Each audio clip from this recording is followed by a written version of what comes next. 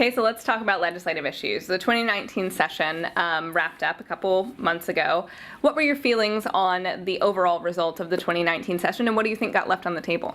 Well, I actually feel really good about the session, better than I did about the previous one that was very tumultuous and obviously a lot of controversy over the pension bill. I wish that the governor hadn't vetoed our pension bill on the quasis and the universities. But putting that aside, I thought it was an excellent session. Senate Bill 7, the arbitration bill, obviously was a great bill for business. Phil Pratt's project labor agreement bill, a good bill for business. I think business continued its really good trajectory of reducing and eliminating artificial barriers to free enterprise. And I think the business community should be happy about that. There are issues still out there looking to 2020, sports wagering, for example. That's something that I'm for, that I know that the business community is for. And I'd like us to continue tackling tort reform, as difficult as it is. But I thought it was a really good session. We got a lot done in 30 days. I don't like 30-day sessions. I think it's very difficult from just a human capital perspective to get things done, but it does force you to focus, and we were able to focus, and I think we got a lot of good things done and continued our forward momentum on that Kentucky comeback that I like to talk about. So obviously pension reform, tax reform are still two big things being talked about, but also infrastructure funding. This year there was a bill, it didn't see the finish line. Where do you stand on that issue? How do you feel that we need to move forward, and does the Senate have the vote to pass something like infrastructure funding? You mean a gas tax increase? The Senate does not have the votes to pass a gas tax increase right now. And I really think that the business community and the road construction industry needs to do a better job of convincing the public why they should have their gas taxes raised. I don't think that connection has been made. There's a disconnect out there, and there's been a lot of fluctuation in gas prices recently, creeping up towards $3 a gallon again.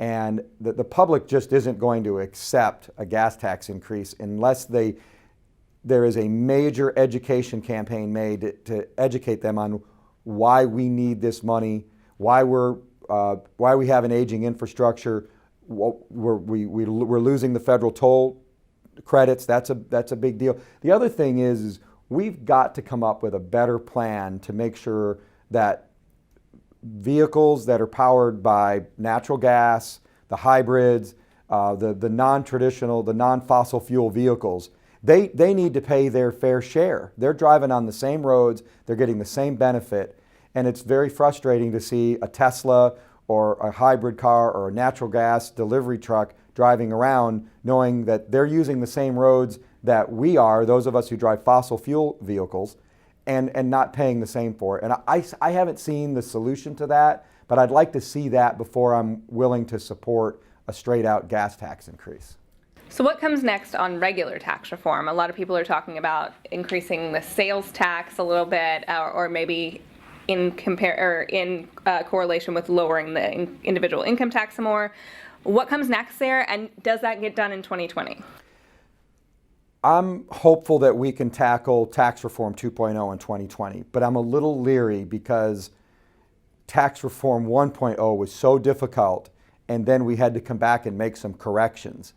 I want to make sure that we don't have to make those corrections a year later for unintended consequences, and we have to do better in our processing and our bill drafting. I'm hopeful that our new LRC director, Jay Hartz, can tackle the issue when it comes to bill drafting and some of these mistakes that we're finding. That's got to be tackled.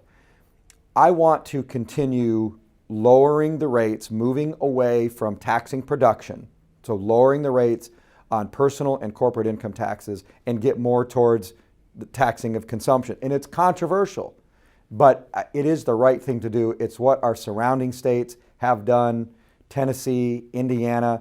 Then you see people moving to Florida and Texas, and it's not just for the great climate down there. It's because there's no personal income tax and the jobs are growing like crazy down there. I'd like to see us get to the Indiana model. I don't know if the Tennessee model is attainable for us, where we have no personal income tax and high sales and consumption taxes. But I do think that the Indiana model is a laudable goal where we can get the rates down into the 3% range, and either look at increasing the sales tax or, again, applying it more broadly. So I'm open to all those discussions without getting any details. I haven't seen any details, but I do think that's a discussion we need to continue to have and get out in front of it with a proposal before the 2020 session. So outside of these things we've kind of talked about, pensions, taxes, infrastructure, what other things do you want to see on the table in 2020 and think could get done in most likely a difficult budget year? Well, staying on the pension topic, I am, after we get this special session dealt with, because I don't want to add confusion to the public commentary on this, I'm going to pre-file BR1, Bill Request Number 1, which will be a TRS-only reform bill. I want to get it out there hopefully in early July, so we have 6 months for it to be online. I'm going to request an official score, actuarial analysis from TRS. Let people talk about it. I want to have full transparency so people understand what it is I'm trying to do. That's going to be the biggest thing I'm going to advocate for in 2020. Also, I think the scholarship tax credit issue that Leader Carney has championed along with Senator Alvarado over the last few years, I think that is something we need to look at in 2020. I think we need to re-examine charter school funding in 2020. And I know all of these issues are very controversial, but we are so far behind the rest of the country. Democrat states, blue states, Republican states, red states, when it comes to school choice. And I'm a big believer in that issue, and I'm going to continue to talk about it as we head into 2020. Any more details you want to share on that TRS bill? Obviously, what's been talked about so far has been a hybrid plan. Is that something that you're looking at? Yeah, I'll give you the bullet points on the bill. First of all, no changes for current retirees. Even though I think that the COLA is something we ought to discuss, it's not in the bill. So no changes for current retirees. For future teachers, starting July 1 of 2020, a hybrid cash balance plan. And just like the one that was in Senate Bill 151, exactly the same proposal there. And then for current teachers, it addresses the 3 items outside the inviolable contract: sick day spiking, the benefit factor, and the high 5. The high 3 would go to a high 5. So the high 3 would become a high 5. The benefit factor that increases to 3% if you meet 30 years, that would be eliminated. It would stay at the 2-point-something% benefit factor, and there'd be no more sick day spiking at a date certain, just like in Senate Bill 151. Up to a date certain, you'd be able to use sick days that you've accrued to enhance your pension, but on a going forward basis, you wouldn't be able to do that. And of course, you'd still be able to get your 30% payout upon retirement if your local school board allows for it. So that's the bill. It will be the first ever that I'm aware of TRS-only bill. And I think one of the mistakes we've made in hindsight is trying to do too much reform in one bill. You know, you've got CERS reform, KERS reform, TRS reform. I'm going to pre-file a clean TRS-only bill. And I think going forward, if we're going to make changes in CERS and KERS, they ought to have their own bill. It just gets too confusing.